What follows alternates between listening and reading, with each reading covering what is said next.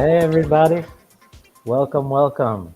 Practical use cases for AI in your business. I am Jeffrey Tabelli, the founder of RCS Professional Services. We are an IT managed service provider in New York City and Atlanta, Georgia, and we deal with small businesses and help them all the time. And AI is just this huge thing that everybody's talking about. So we're going to talk about practical use cases.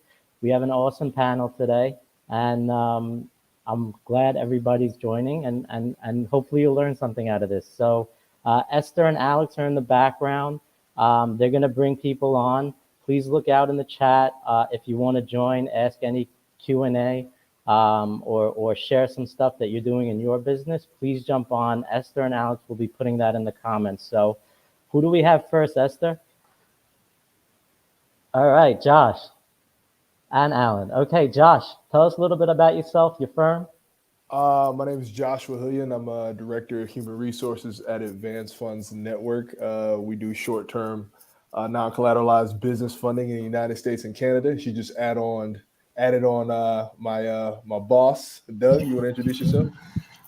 Hi, everybody. I just want to give a special shout out. I'm sorry I'm in the car. We got stuck in traffic. And I just want to give a shout out to Jeffrey Tabelli, who I'm a regular business owner. And he really pushed us to incorporate AI into a lot of different things at our company. So thanks, Jeff. Well, Doug, and it all started with Jeffrey's picture. Okay, it all started with Jeffrey's picture on LinkedIn. Thanks. All right, who else we got, Esther? Alan Levy. Go for it, Alan. Hey everybody, great to be here. Thank you, Jeffrey, Douglas, Joshua. Great to be on the panel with you guys, and I'm the CEO of Alchemy Works. You'll learn a little bit more about what we're doing in a few minutes, but really cool to be here and be part of this. All right, awesome. Who else we got, Esther? Hey, there we go. Christian, our great friend Christian, our cybersecurity partner. 100%. Thank you guys for having us on, or myself on here. So I'm the Chief Operations Officer and Chief Information Security Officer at Gotham Security. We're a boutique cybersecurity firm that primarily focuses on performing penetration testing services, information security policy writing services, and risk assessments. I'm also the founder of two nonprofits, Enclave for Generous and Cyber Judo, which help upskill the cybersecurity community through free educational content as well as training sessions. And in regards to this particular topic and domain today on AI, I have over 15 years of experience working with AI. I actually got started in it before I even jumped into cybersecurity, most particularly with early neural networking AI solutions. Can't wait to hear more. So why don't you tell us, what is AI? Or what's out there? I hear so much. I listen to CNBC and Bloomberg Radio every day, and all they're talking about is AI. NASDAQ is up 50% this year, all because of AI. What is it? Yeah, so certainly sorting through like the buzzwords and the hype versus what's actually happening. And also, I think the term AI has been around for a really, really long time, and people like trying to understand what's the difference now compared to the past. And so I think primarily the thing that really kicked it off was with OpenAI's solution called ChatGPT. And they originally released what was called ChatGPT back in November of last year. Right now, the adoption rate is absolutely crazy. Last time I saw, it had over 100 million users. It was like one of the fastest adoptions of any application or product ever. But specifically, ChatGPT, as well as a lot of other solutions that you might start hearing about, they are large language models. So large language model AI or generative AI. And really what that is it's a type of artificial intelligence that leverages deep learning algorithms that are trained on really, really large data sets. So ChatGPT is trained on basically previous copies of a lot of data from the internet. And what it does is it tries to generate human-like text using natural language processing techniques. There are also other large language model AI out there that rather than being more text-based will help generate essentially images based on the interpretation of a question that's asked of it. Awesome. So we're going to go around the horn over here. Douglas, who happens to be a friend, he hooked me up with an office in Brooklyn. COVID changed my life. We still have an office in Manhattan. but I get to see him every day. But he's like really, really big on AI, and he's going down the rabbit hole along with Josh. So I don't know who wants to go first. I know you're driving, Doug. Josh, you want to share what you guys are doing in your business? You're muted.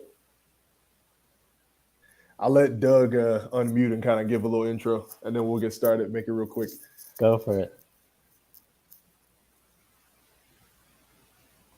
Doug, you there? Hey, you may have to take it for him. Doug, you're muted if you could hear us. He's talking. We're going to the Grateful Dead show tonight at Citi Field. He said no. Okay. We're getting amped up for the show. Go ahead. Yeah, for sure. Understood. So like Christian was saying, using AI to kind of like scrub documents, using it to generate images. We kind of approached AI from a different standpoint because we're a business loan brokerage and we have a lot of remote workers. So the way we've really been using AI is to kind of support those remote agents and also kind of support the customers of our business. Because since we are a remote company, we're kind of open 24/7 and doing business 24/7. So we're using a lot of AI tools to, one, help our reps kind of navigate the remote environment and be more presentable from a remote standpoint, and then also kind of helping customers. And I got a couple things I want to share with you guys, 3 websites in particular that if you have a remote business that you can use to kind of help your business grow. Let's go. Tell me, man. I'm going to present my screen real quick here. And then let's share. All right. Is my screen sharing? Can we see my screen? We should have practiced this before, right? Yeah, we should have, right? Hold on. Is this it right here? If it's not, then I can just go through it. It's fine. Just go through it. I don't know. Okay. So first thing is going to be Try It On AI, which is a great image generator, and it's for headshots for your agent. So what we do is, there it is. Go. Now it wants to show. All right. I don't know if it's showing on the live right now, but I'm just going to go through it. I think it is. The first one is called. It is? All right, great. The first one's called Try It On AI, which is a website that you guys can use to generate kind of professional headshots. And basically all you do, you go in here, you pay $17, upload a bunch of pictures of whoever you want to get professional headshots of, and it generates headshots. It's really good for our remote reps because we don't really have time to set them up with a photo studio or anything like that. And that stuff's super expensive. So they just upload a bunch of pictures of themselves.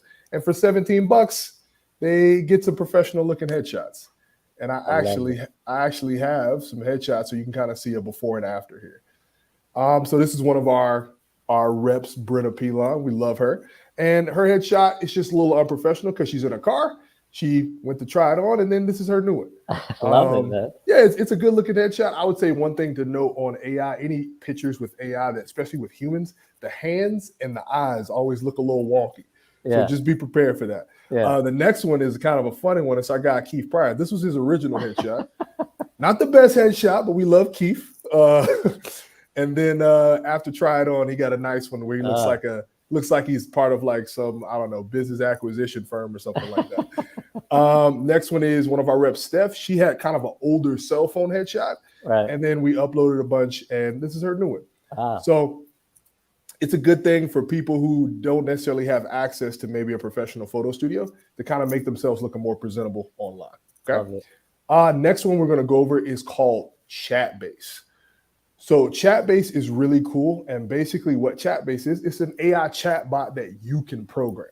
Like Christian said, these language models, they can crawl documents and websites and any information that you give it, and they guess the next logical thing to say. And that's what this does, except you can program it with your company's information. So if you wanted to use this on your website to service customers, or kind of how we use it is to have a 24/7 access to our company's policies and procedures for all of our remote reps. So they can ask this AI questions and it'll give them answers. And a quick demo of this, we'll kind of demo with Amy if I was a customer on our website, since we do business loans, and you just say, I need money. Yeah, I need 20,000, right? And then they have a conversation and they ask them to, average deposits in the business bank account. And then we'll say 20,000. And then it's thank you for sharing. If you're doing 20,000, we can get you. Can 20,000 help the business right now? Customer says yes. And then it pushes them through kind of the sales funnel, asking for the application. Just send me the app. And then it gives them a link to our application so they can fill it out and so a rep can get in contact with them. So this is live on your website? So as of right now, no, it is not live on the website. Doug and I are going to be embedding it later this week. And the way you do that is with the embed button, you just put the code in on the website. And you have the option to kind of put it in your website in this frame, or you can put it in your website with a little chat bubble that pops up and it can talk to customers and stuff. That's awesome. I really love what you guys, I know you guys, because I'm in your office, like you guys have like this awesome way of training people. Like you said, you're all remote and we're an IT help desk company. So we're big on documentation internally for people to follow procedures and stuff like that, onboarding, offboarding staff and stuff like that. But you've also mentioned being able to integrate that into the training side of the business.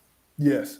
And the way you kind of do that is if you go here to manage sources, you can see all the sources that it has. And these are the documents that we have it crawling right now. And implementing it into the training side is a little bit harder.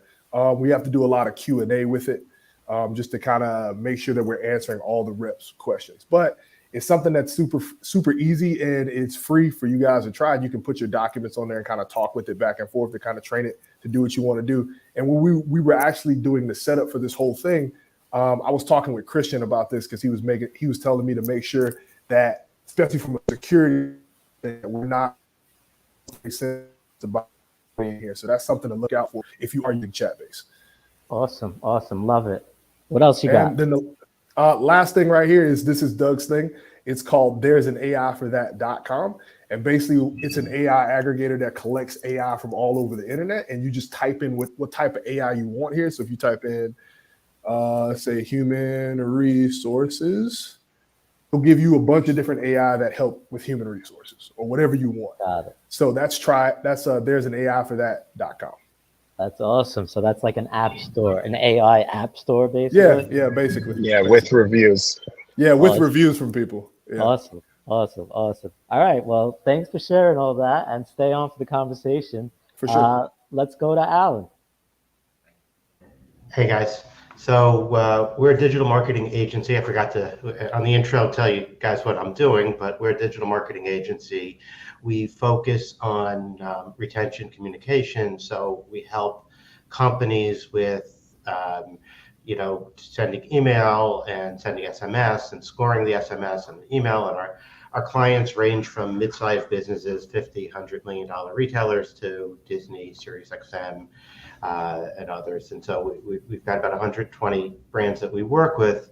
And, the most valuable piece of any type of communication is the written piece, right? So as much as visual is important and a picture, is worth 1,000 words, if you send an email or an SMS, right, or MMS, but even an SMS, the words are really what are going to drag people in and grab them. And we've learned years ago that, the subject line of an email, if they don't like the subject line or they don't open the email, no matter how fantastic you're creative, how great your visual is, it doesn't really matter because nobody's seeing it. So we developed a machine learning tool about 8 or 9 years ago to optimize subject lines. And we were using, machine learning for a while, sometimes using it for blog posts. And it was rough, 3, 4, 5 years ago, it was rough. It wasn't giving anything of really good value.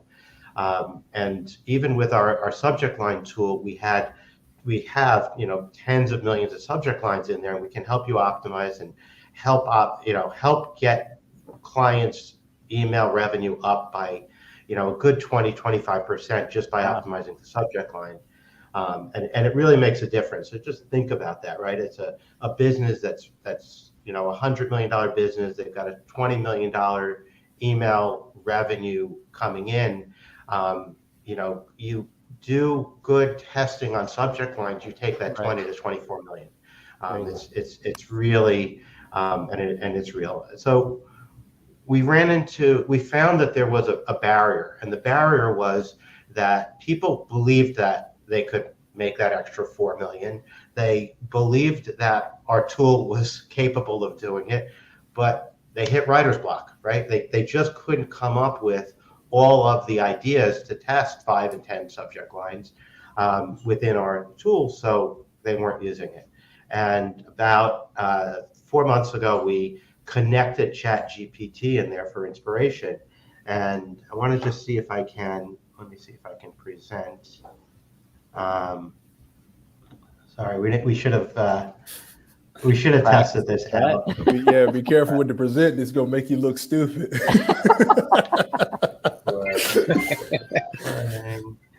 Okay, let's see what we got here. Oh, here we go. Window. Cool, we got it. I got it in here. Let me move it over. Sorry, guys, just all good, man. Take your time, man. It's actually a pretty good tool. We're using StreamYard, which is great for webinars. Let's hope I got the right one that I'm showing here. And click on it. And see. Suspense is killing me, man. Yeah.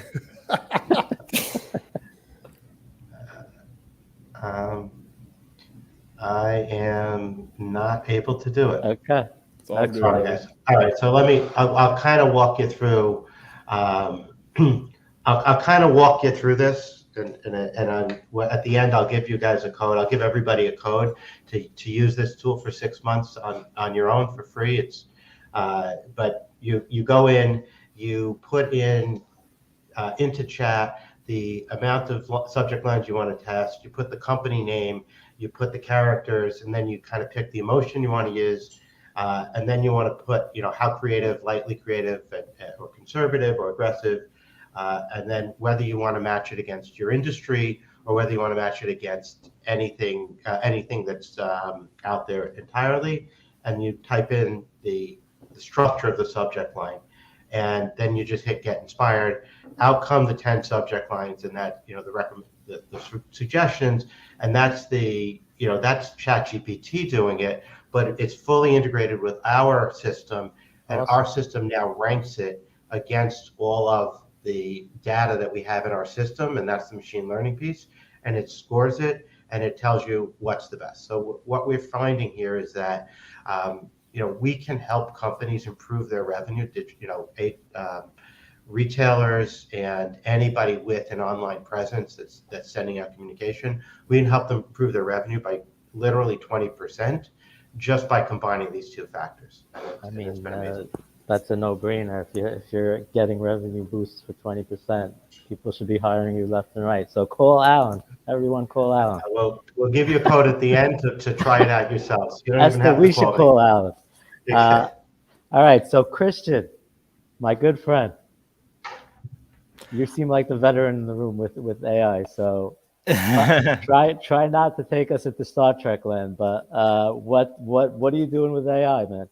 Yeah, so my organization, we primarily do things like penetration testing. So we emulate a hacker trying to break into an organization or break into a set of systems, and then we tell somebody, what we did and how we did it, and then they can fix all those gaps before a real hacker breaks into their systems. So in that process, essentially what we're working on internally is a closed large language model to help us with some of our penetration testing report writing.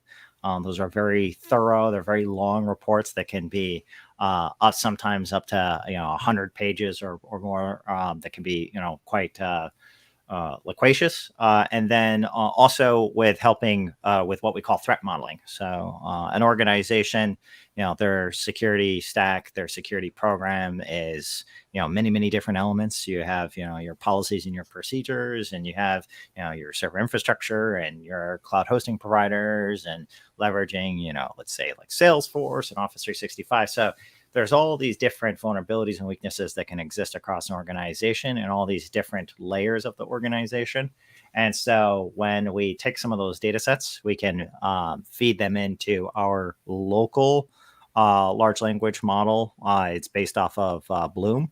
And that can provide greater insight into maybe other areas of the organization's security posture that might be weak, that might be advantageous for a malicious actor to try to go after, to try to break into the company systems and conduct something like a ransomware attack. That being said, our organization, work also currently working with a lot of different firms who they're not necessarily completely certain about how to leverage ChatGPT and all these other AI solutions. And sometimes they can be a bit like risk adverse. They want to be very considerate of like what's their data is being processed, how that data is being processed, what are the intellectual property considerations and all that kind of stuff. So in the spirit of sharing is caring, I will just share out one quick little screen here, which is this for you guys. So this is right on Gotham Security. You guys can go to the main site here, and this is about the growing need to define a corporate security policy. I think anytime an organization is deploying a new technology and leveraging the innovation of it, it's always really important to be just considerate of what's involved in that process. So if anyone's looking to get a little bit more insight in that regard of data confidentiality, intellectual property considerations, all that kind of stuff, feel free to take a gander at that.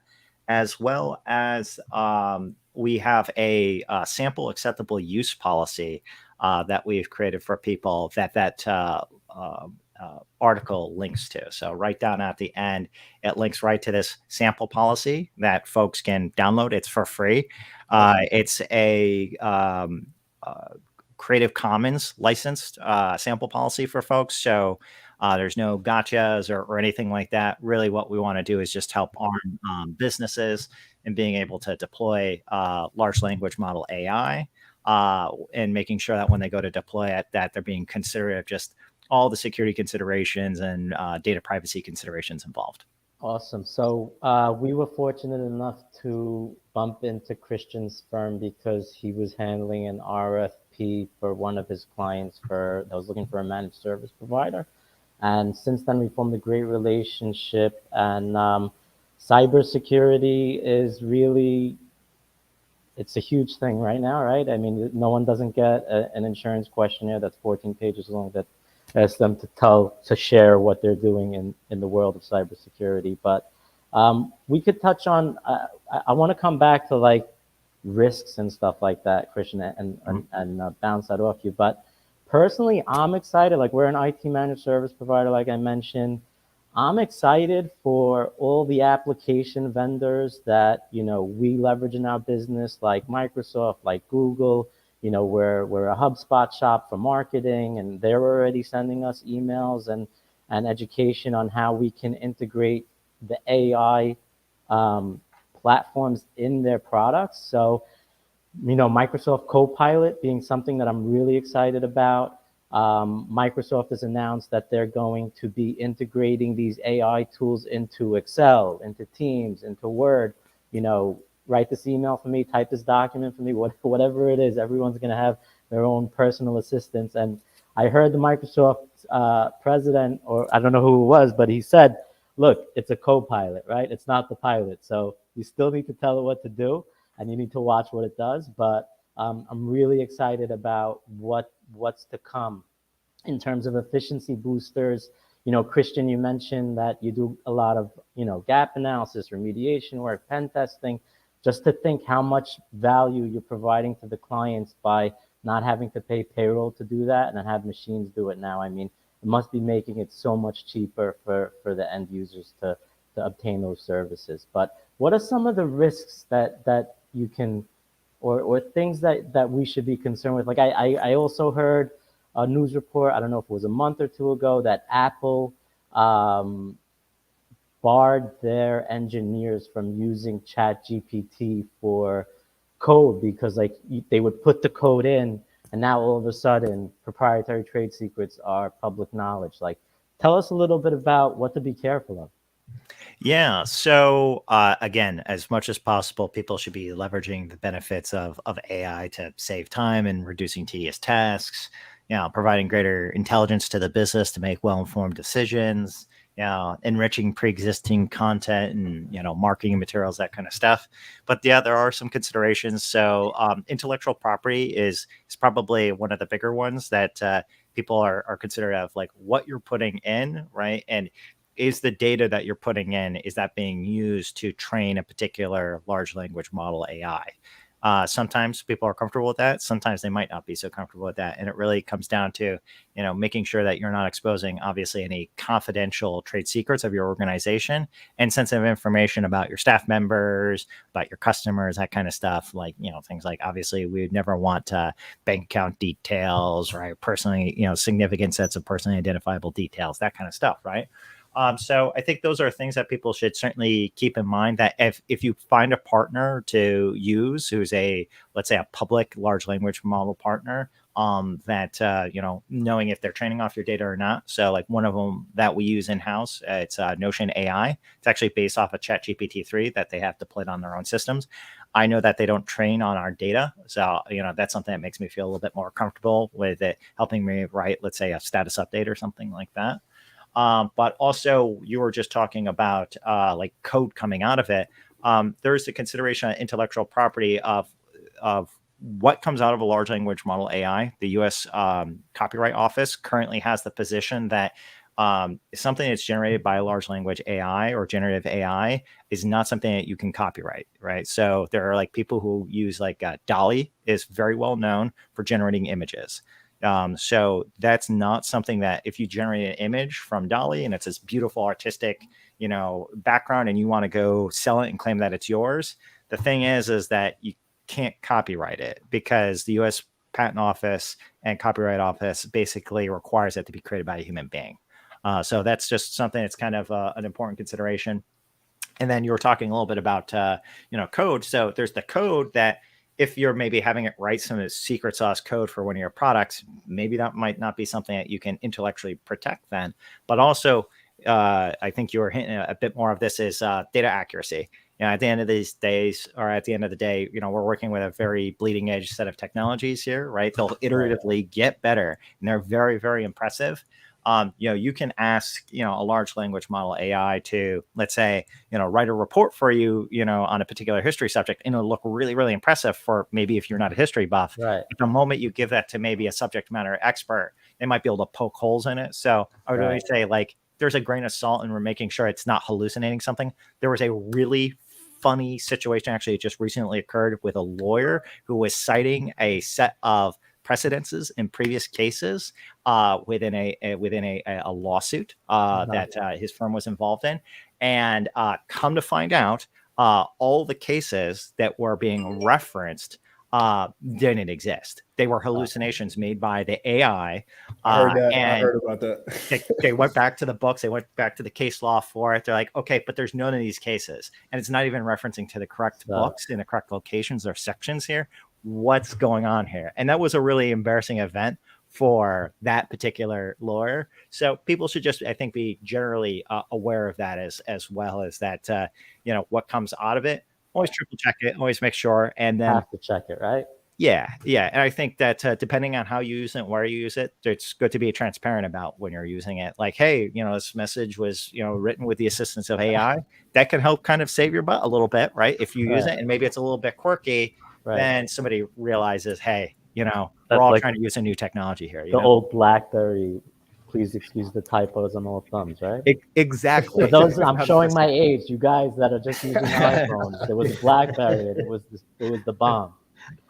So I think we went around. I mean, what's the future going to be? Is the Terminator movie happening here, or are we going to lose to the machines? What's going on? Who knows? Who knows the answer to this question? I think it's an assist. I mean, I think, Christian's got it. I mean, we're playing with DALL-E and the design set, but it still needs, it's like a great instrument, right? and a great orchestra, but you still need a conductor to pull it all together, right? The instrument can't play itself, and the musicians can't play the music in sync without a great conductor. And so on one part, you need somebody to prove and do the fact check to make sure that your legal cases or anything else is there. On the other side, you also need the human touch, right? Because there's always something going on, and AI may not take into account something that just happened. Maybe, I don't know, maybe I'll use something relatively light. Maybe a tornado just ripped through a town,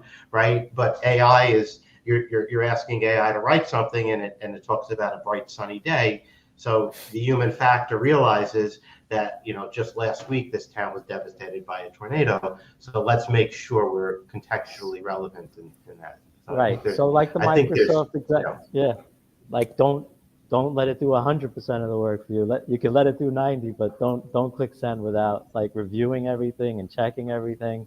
And whatever you're producing, definitely you have to check it. It's a co-pilot, it's not the pilot. So that was a great conversation. Anybody out there who wants to come in, ask questions, share, please feel free to jump on. Esther's putting links into the StreamYard. You'll just need to enable, you don't have to have your camera, but definitely your microphone. So please jump on, anybody out there. We have more events. Oh, here we go. Stash, hey, how you doing? Could you hear us? You're muted if you could hear us. Hey, Stash. I don't know if you know he got let in. Stash, could you hear us? Maybe he's watching a video. He's doing some coding. He's waiting for you to physically poke him with a stick, Jeffrey. Maybe Esther, you could text him and tell him he's muted. So we have more webinars coming up. We happen to do a Microsoft Copilot webinar as we learn more. So Copilot, like I said, is going to be all across the Microsoft product stack. So there's going to be Copilot for GitHub, Copilot for Office, Copilot for security. So you're going to hear the words Copilot a lot. Google has their Bard thing that they're going to be integrating into their applications. We're really excited for that. We have a lot of Google shops. So really excited for that. That's happening next month. The following month, for those concert lovers, jam band lovers out there, we have our bi-monthly fish and business themes. Anyone going to the Grateful Dead concert tonight at Citi Field, hit me up. I'll buy you a beer. Doug will be there. A bunch of friends will be there. I saw Vincent Furtado on here. He said his daughter's going. Vinny, come to the show, man. You could sit with me. If anybody wants to jump on, feel free to jump on. Alex just put the link in the chat. And other than that, anyone have anything that they want to add? Josh, Alan, Christian, anything that you think of that you didn't touch on that you wanted to touch on? I remember just because of the meet we had, like seeing what everybody was doing, I started doing like a lot more research in terms of like how it actually works. And I think a lot of people that do have the fear about it, they don't really understand that like it's not even really intelligent. It's like Christian said, it's just guessing. Like it's literally just guessing. So like if you give it all wrong information, it'll just make something of wrong information. I have a lot of friends that use Midjourney, which is like something that you can use to generate AI images. And they're having some problems with Midjourney because those AI image generators, they pull from images and art all over the internet. And like what happens now, a lot of these people are making this AI art and they're selling it places and they're putting it on Instagram and all this stuff. So now the AI art creator, like Midjourney, it's starting to add AI art into the art that it's pulling from. So it's like it's getting very weird and like it's so weird. I mean, I know like the Hollywood writers, right? They're going on strike because they don't want the AI to be produced, the content to be produced. I don't know. Crazy stuff happening. Stash is here now. How you doing, Stash? Hey guys. What's happening?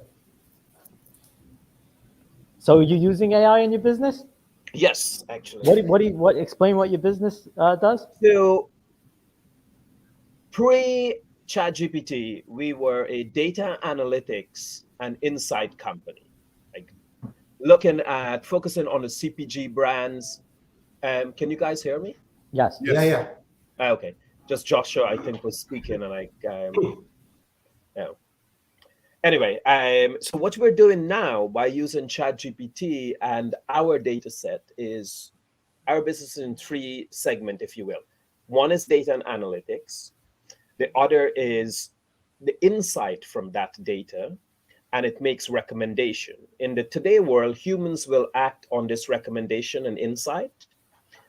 But now we have developed an agent that we're beta testing that perform these tasks. So this agent is the actual pilot, not the co-pilot. Uh-huh. So it takes over your entire browser. It can scroll, click on button, fill out form, do things. However, what we are doing to ensure, one, it doesn't mess up, and two, no AI hallucination. For example, if it books, say, an ad on Google Ads, right, it can do these tasks. But at every key point, it stops and it asks you to confirm it. So it does allow you to do like 10x the amount of work, but the humans still have to authorize, like, hey, now it can do it fully, but we are not at the point, maybe in 2 years, right? You just can't trust your credit card to an AI agent. I would not recommend that. Yeah. So this is how how we're using it right now. It can do some crazy stuff, and I mean, it's taken over your whole browser. It can create a new window, scroll, click buttons, Wow. and so forth. That's awesome. One of the big thing though, it's AI hallucination, right? And this is why we don't only rely on, say, ChatGPT for their data, because it might make up some stuff. Just like the legal case, I think was Joshua or Christian was saying, like that was pretty messed up. Where I think the judge kicked the dude out. But now in the future, what I see, I think there are three things. One is, as I mentioned, like the AI agents. This is not the co-pilot, but the pilot doing work for you. But I think a big thing is the assistant. Like how many things in your personal life you you would like taken care of, right, and not have to deal with in like the mediocre things. Yeah. There was a great example where one person let an AI agent run wild, and it saved the guy hundreds of dollars by canceling all the dollar subscriptions that he had, Wow. right? That he's just stopped using or forget about. So these are the things I see being extremely useful, but maybe more so in your personal life than a business life, right? That's Like just awesome. like the mediocrity. And the other thing is code writing code, right? Like right now, low level, we're not talking about serious work here. In the today world, you can write a basic HTML page or something like that. Now, this is not a sellable product, but give it 2 years, and I think it will be a something like agencies can use. That's awesome. That's awesome. That's great to hear, man. We're actually already using it to do the guts of our weekly presentation decks with clients. Very, Yeah, very light analysis that our analysts dig into, but engagement is up this week. This was their strongest campaign. Very, very light stuff like that. It's able to pick up and save a good half hour of time, and then it jumps in for an analyst to dig into the more important stuff. Awesome. yeah. Things like SEO optimization. That's like one of the tasks that our robots are being trained to do currently. But like basic fix little HTML headers, metadata, that's a big thing to ensure for SEO, right? Like, do you like that's something, it's not complex, but No, it's it's just so annoyingly work. time Yeah. consuming for a Yeah. human to do. And then you pass those savings on to the client. Yeah. So yeah, that's awesome. If anyone else wants to join and share, ask questions, please jump on. Here we have someone. You're muted. Your camera is not on, which is not the biggest deal in the world, but we do need you to unmute. Hey, how you doing? Hey everybody, my name is Wayne. Can you hear me? Yes, we can. Yeah, indeed. I'm kind of just really jumping in the conversation here. I wasn't expecting to be coming on live or anything like that. That's why I have my camera off. I just kind of listen in the background. All But good. here, I'll turn on my webcam now in a sec. But yeah, my name is Wayne. I come from the MSP space. Currently starting a startup, which is looking to bring AI co-pilots or pilots, really, to what Stash was saying there, to help people with that, just that better, the better interactions for people into their organizations. So right now, like quite often we always find that when people are calling or emailing MSP or a service provider, they get kind of stuck there and they don't really kind of enjoy that process. So really, it's like, how can we bring this to an app based, something that's on their phone, that's mobile with them, and that we're able to communicate back to them, because we've now got a starting point. Because I feel like communication has got too many different places to start and comes around in too many different areas. And people are working more and more mobile at this stage. So it's like, how can we bring frictionless? How can we bring pilots, not just co-pilots, but bring it externally? How do we deflect work before it even arrives in? Let's not make people feel that they have to do 50 tickets a day because they've got their workload reduced down, but how's about we stop those tickets coming in the first place? And then give the end user a better experience, because they're going to then stick with you, because bad communication, bad user experience is generally the main reason why people leave service companies. That's really what we're trying to create here. The company's called Samoda. I didn't realize it's going to live on here. I don't even have anything. What is it called, your company? Samoda is the name of the company. So SYMODA. We're just after finishing our beta product, and we're just getting started with our initial pieces. So I'm happy to talk to even yourself, Jeffrey, a little bit more. Connect with Esther on LinkedIn. And I am connected with Esther, actually, yeah, indeed. Okay, so definitely meet with her. She's a great networker and can send you a lot of resources. That's awesome. And I was about to say, if somebody just had a fantastic plugin with ConnectWise and it could take a look at all of your tickets and all the resolutions, find the top common resolutions and help write user guides in advance for those things. That would be great. So that's literally exactly, we're not there just yet, but we've completed our 2 integrations to both ConnectWise and Autotask. And we can now create tickets directly into ConnectWise, directly into the PSA from the pieces. They can get updates back. Awesome. They can create, whether it's, say, like notifications within the app to say, hey, here's an outage that's going on right now, so it's affecting you. Or when a project goes into scheduling or whatever that is in the future, it automatically creates a banner at the top to say, hey, there's this outage happening right now. It's happening between this and this to stop that communication. But to talk kind of a little bit more where we see kind of things like ChatGPT helping is bringing that kind of initial, let's look across your data set from within your PSA. Let's then understand, where did those pieces kind of come? What did you then turn that data set into? What did those people say? Well, what did you categorize it as? And then now, how can we bring that to be natural language of people? So instead of them having to fill out a form or do these things, how can we then say, here's what my problem is? And then it just comes back in their side, say, yeah, we've defined it as this. Does this all make sense to you? And then just stops people being on holds. People who are under 40 don't want to stick on a phone anymore. No one wants to do these things. What kind of really brought me down his line was that in the world today, like, I can order a pizza from Domino's from my watch. I can then look at my phone and I know more about what's happening with my pizza. The order, right? Then I know what's going on. But yet in the MSP space, we become this black hole. I think people just want to know, and people always kind of, it's just knowing that it's moving along. Like, even one of the very simple things that we did is we just put just a timeline to say, here's just a bar which just says signs in being scheduled, arriving on the other side. Just to get to that. And again, it just gives people like, oh, it's moving forward. I know what's happening to it. Here's the data for someone to work with. Those little things. That's awesome. I can't wait. Like, I have one of our conferences that we go to annually is coming up in November. I really hope that all the software providers are going to have a lot in the way of AI. You mentioned ConnectWise and Autotest. So that's a software that drives our IT managed service practice business. So a lot to come. It's a lot to be excited about. I want to thank everyone for joining.